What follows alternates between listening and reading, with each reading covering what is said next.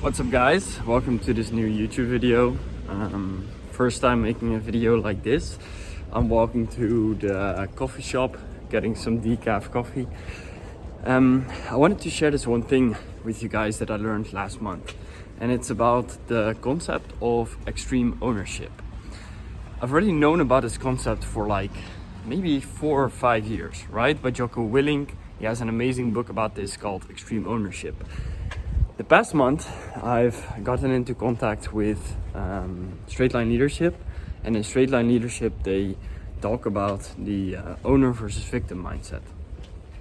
So what that means is that there's a distinction between, on the one hand, being a victim, and on the other hand, being an owner. So an owner would say, I'm responsible for X, Y, Z, and a victim would be like, fuck, that's not my responsibility. And what they said there is that most people, they think they are an owner, but they're actually victims. And that's what I saw in my own life as well, is that I really thought I was an owner, taking ownership about everything, but I was actually being a victim. And I give you one example. For P Club, what we do for the meals for our clients is that we set up a meal paper for them based on their intolerances, based on their needs, and then we hire a chef for them. We order the groceries to the chef prepares the food, and then they send it to the client. So the client just has to literally put the food in a microwave, and they eat foods based on their microbiome, based on everything, and they can just perform at the highest level without spending any time on that. That's basically how it works, right?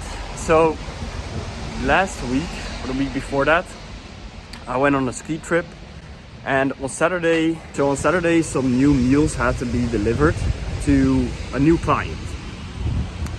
And on that day, the chef sent me a message that she completed 3 meals, but that she didn't want to do it anymore because it wasn't explained clearly, and she just didn't want to do it anymore. So it was quite a situation, because that client still had to get his groceries or his meals delivered, right? And my first reaction to that was being a victim. Like, oh, why wouldn't she bring those meals? Why?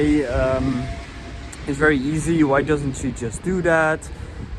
Fuck this, I'm on vacation. Why do I have to fix it?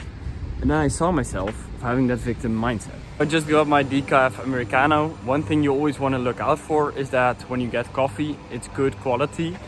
One thing you can always find out is if it's single origin. So bad coffee is usually a blend of multiple origins. So for example, coming from South America, coming from Africa. And if you want to get good coffee, it needs to be single origin. So for example, only come from Guatemala or only come from Colombia. That's when you already know that the coffee will be of higher quality.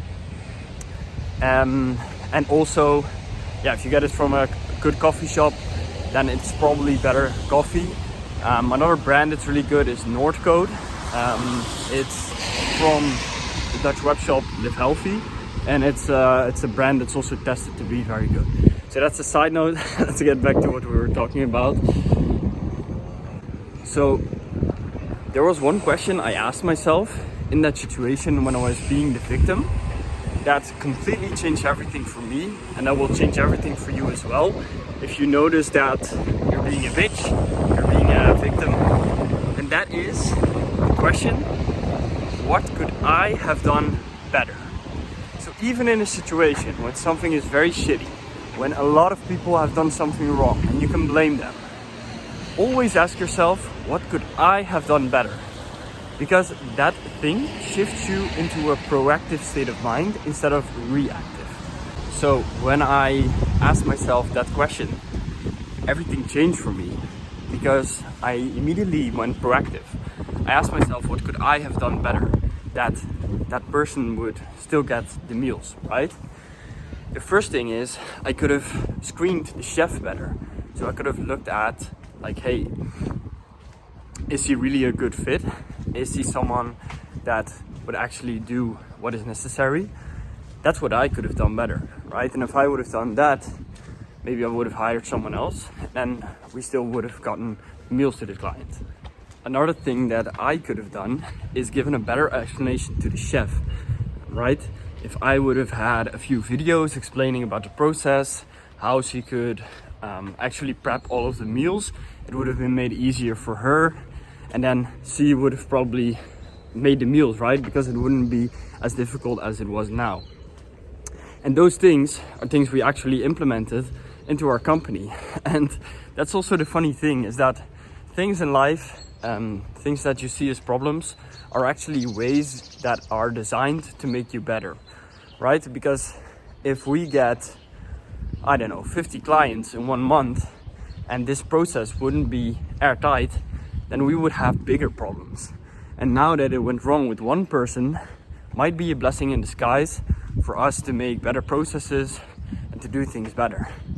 So the moral of this video is, if you are finding that you're a victim, or you're blaming other people, or you're just frustrated with how things are, ask yourself the simple question, what could I have done better?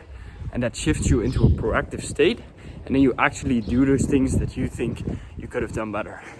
Awesome. So that's the video. Let me know if you like more of these type of videos, me just walking, ranting, talking a bit, and I'll see you in the next one.